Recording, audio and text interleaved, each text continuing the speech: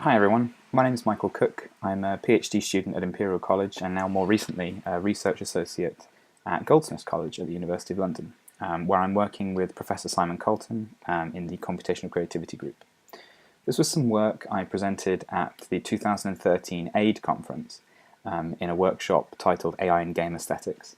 And it's about some kind of foundational work that I've been doing on a new grant called Creative Code Generation. It's kind of a vision paper. There's no hard answers or anything like that, but if you want an idea of the kinds of topics I'm thinking about at the moment and the kinds of problems I'm looking at, you might enjoy this talk. So I started off by giving an overview of the project that I've been working on for the last 3 years or so now, and it started off with this question: can we automatically design video games? And through this I built a piece of software called Angelina, and Angelina's objective was to design video games autonomously. So we looked at arcade games on the left there. Sorry. We've been building platform games like the Christmassy one you can see in the middle, as well as some news-based games you can see on the right. And all of these games and more are available to play online at that web address. The most recent big project that we worked on with Angelina was called A Puzzling Present. In this project, we actually moved away from using grammars and chunks of rules as part of the game design, and actually built a system that Angelina could use to examine code directly, actually look at the code of a game, make modifications, and then play the game to see what those modifications did. And the reason we did this was I wanted Angelina to have more freedom and to not be constrained by any ideas about rules that I might have. So in the past, I would say to Angelina, here are these jigsaw puzzle pieces of rules that you can stitch together. So if X collides with a Y, then randomly teleport X somewhere. And these are fine, obviously, but it means that I'm kind of a bigger creative force behind Angelina than I want to be in the future. So we moved to this code-based representation where Angelina could look at a game's code and just make direct changes. And through this, we came up with some pretty nice discoveries. So Angelina was able to come up with this mechanic here, for instance. Now this looks kind of like gibberish, but if I talk you through it a bit, what this says is that when a player presses the spacebar, for instance, you find the acceleration variable of the player, and you find the y component of that variable, and you multiply it by -1. And what that does in an engine like Flixel, which is what Angelina was using for these games, it inverts gravity on the player. And inverting gravity means that you go from falling down to falling up, or vice versa. And this was the core mechanic in a game called VVVVV, designed by Terry Kavanagh. And here's a one-sentence description of the game that I took from VVVVV's Steam page. It says, VVVVVV explores one simple game mechanic: you cannot jump. Instead, you reverse your own gravity at the press of a button. And that's a really elegant description of that game mechanic, much more elegant than that one-liner that we've got up top. We've moved on a bit from Puzzling Present now. We're now working in 3D games, and our work with code has moved on since then as well. So we're no longer writing single one-liners like that player.acceleration example. Instead, we're generating much larger chunks of code. So this is an excerpt from a bit of code that Angelina generated recently that was used to compare two numbers together. So you can see there's, you don't need to read code. It's not really important what this says, but this is a way of ordering a list of numbers. And the problem is that as this generated code gets longer and longer, we find ourselves needing to understand what it does in more human terms. We need a way of connecting what this code says to what the game is about.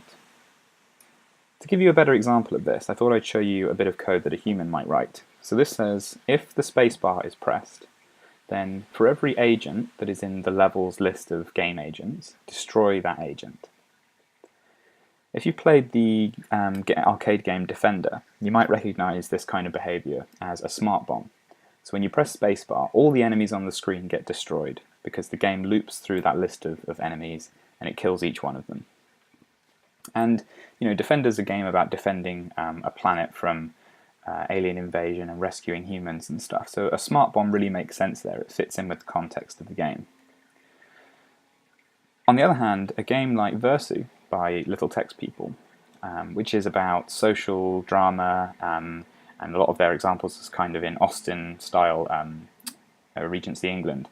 If you pressed a button and everyone in the room exploded, that's a little bit harder to explain through the fiction. It's not impossible to explain, but it certainly changes the tone of the game a lot. What I'm trying to get at with these examples is that generating code is a very exciting avenue for Angelina to go down, as we can see from some of the results we got with the puzzling present. But the more code we generate, the more I find that we need the system to be able to do more than just make the code. It has to be able to explain what the code does, both to the player in terms of explaining the fiction of the game world. It has to be able to explain it to the designer, so it can say, look, I'm making a change to your game design, and this is what this piece of code is supposed to do. This is how it changes the balance. This is how it changes the systems of the game that you've already put in place. It needs to be able to connect a new piece of code to the context or the theme of the game. And maybe more importantly, if we really want Angelina to work on its own without human assistance, it needs to have an awareness of what context means and what is appropriate for different contexts. So this smart bomb works in a game about space war, but not so much in a game about social practices. The rest of the paper is sort of split into two parts. In the first part, I talk about how we can maybe build systems that look at a game that already exists and try to work out what that game is about. And in the second part, I'm going to look at how we can maybe be a bit more proactive in generating our context. So if we're making a game from scratch that already doesn't have a theme or a context, how can a system like Angelina invent a context to apply to the game? The first thing I thought about was the existing structure of games. So if you look at this bit of code here, we've got a variable in a class called FlixSprite. And in Flixel, FlixSprites are like the basic game object that you use all the time for players and enemies and power-ups and things like that. And it has a variable called alive, which is a Boolean variable, and it's initially set to true. And just by looking at this line of code, we can kind of infer a few things from it. So for starters, if this is a type Boolean, then it means that this has two states, true and false, and only two states. So that might also imply that there's something important about the inverse of this variable name alive. And we can actually use online dictionaries and things like that to automatically look up antonyms of variable names like alive. So in this case we get dead. We can also ask certain online dictionaries of sentiment whether a word is positive or negative in its tone. So in this case, if we look up alive in CenterWordNet, we find that it's a positive word. It has a positive association, and similarly, if we look up dead, it has a negative association. And this might imply something about which one of those states we want to be true about the player at any one time. We've also, in this case, got an initial value for a variable. So in this case, it's initially set to true, which might allow us to think about things like whether the player wants to keep this state true, or whether they might want to change it over the course of the game. I like this idea of analysing code to try and pick apart the structure of a game or the meaning that might be embedded in the game. Although Flixel is sort of a special case in this regard, because not all code bases are going to be written in this nice, easy to read way. In particular, my code is rather repetitive in its variable names. There are lots of conventions that don't make sense. As I said before, FlixSprites are used all over the place in Flixel. So you might have a box that still has a variable alive, even though that doesn't make sense from a biological standpoint. And similarly, we write code like having underscore as the name for a variable, and that doesn't really give you any information at all about what that variable is used for. So there are definitely problems with that approach. What about a more sophisticated way of analysing code? We've got a method called kill that sets alive to false. We might already know from the previous section that this is a kind of negative action. Alive being set to false, it means that it's being set to the dead state, and dead has a negative valence associated with it. But what we're really interested in is what causes this bit of code to be executed. That line on its own doesn't really mean anything. But if we look elsewhere in the code and we find that when an enemy object collides with the player, it causes the player to be killed, then this information might be useful in analysing relationships between objects in the code. And finding out when a piece of code is executed might not be so difficult. So Adam Smith, who's a researcher at the University of Washington, suggested to me that perhaps we could use model checkers, which are a special type of program used for analysing code, to find out under what circumstances a particular bit of code gets executed. So using that information from the previous section, maybe we can look here and say, well, if this enemy object collides with a player, it causes the player to enter a state that is bad in some way. So maybe this means that there's some kind of antagonistic relationship between enemies and players. And we can continue to look for more references in the code or situations where alive can be set back to true again. And because games are really about systems, it makes more sense to analyze them in the sense of the changes that can happen rather than looking at them statically. So I like this approach. Of course, cause and effect is a tricky idea. How long should a chain of cause and effects be? When you press start at the main menu of Super Mario, is that the start of a chain of events that ends with killing Bowser? In some senses it is, but that's probably not a useful way to look at cause and effect in Super Mario, and it's not going to give us the real information about what's going on in that game. As I said, Adam Smith has some really exciting ideas on this, and I'm hoping I can get a chance to look at this with Angelina in the future. We might also say, look, if we know we've got a piece of software that wants to read our code and understand what the code means, then we can actually prepare the code in advance, so it's easier for the system to do that. So in Java we have this notion of annotations on a variable or a method or a class. And here I've defined my own annotations. So in the case of this variable that is called velocity, velocity is a very technical sounding word, and it's not really a very natural word if we were going to use it to describe things. So here I've added an annotation called verbal, and I've said if you want to refer to this variable in plain text, just use the word speed instead of velocity. It's a more natural way of conveying this notion. And if you want to talk about this velocity being lowered, you can use the adjective slow, or heightened, then fast. And this sort of linguistic annotation, this was suggested by Tony Veal, who's a researcher in the University College Dublin. I really like this idea. It's very effective in terms of systems which are likely to need some kind of human element. Of course, for Angelina, we really want to get rid of the human element as much as possible, so it's kind of a bit boring for Angelina, it's a bit straightforward. But it's definitely something to consider if, for instance, you wanted to make sure that only certain bits of your code were accessed by your magic code generating software. So now we're on to the second half of the talk, and this is the half that I'm really interested in. The first half assumed that you already had some kind of game that had a theme or a context associated with it. So it assumes that you're already making a game about Italian plumbers or about fantasy lands in the frozen wastes of Skyrim. This second part of the paper is about what if we have a system that has a game in front of it without a theme and without a context. When Angelina produces a game, there's no natural theme to it.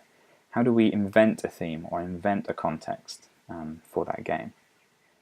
And there's two approaches I want to look at.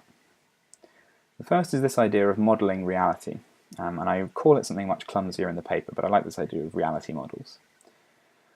Lots of concepts recur in games over time. So physical notions like someone being near something else or two objects being away from each other. These kind of spatial connections are really common and really useful, partly because it's a very natural thing to code into a game. So I've got some examples from PuzzleScript here, which is a very basic scripting language for coding up puzzle games. And what this says in the first line says, if the player is next to a box, and you transition to a state where the player has a gap between it and the box, then you could tag this with the word away. And Angelina might be able to understand that when objects move away from each other, because this is the only way I can describe it to you, then it's tagged with this notion of being away from one another. Similarly, the second example, where a player is surrounded by nothing, the player could be described to be alone in this sense.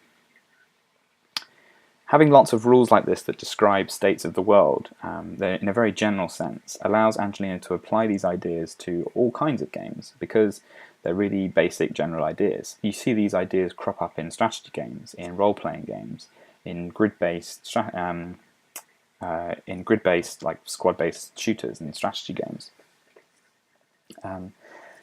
They're really important and they're really common and they're recurring, and maybe if you give Angelina this basic idea of these physical things that we take for granted because we live in the real world, it might allow it to generate descriptions of code that are a bit more natural and a bit more grounded in what we understand. So I've said here that using this model of real-world concepts is probably going to be general enough to be reused across many games, and it also is quite easy to add new concepts to because they're probably going to be quite simple descriptions. But in terms of generating text that use this information, I'm still undecided on how easy that's going to be. Text generation is something of a new area to me. And there's also this question of who's going to create the model. So I said at the beginning that one of the reasons why I began to look at code generation is because I don't want to be a driving force between Angelina's creativity anymore. But if I start creating this model about what reality is to me and what it means for something to be alone, then I'm once again introducing this element of humanity into the system. This isn't necessarily a bad thing.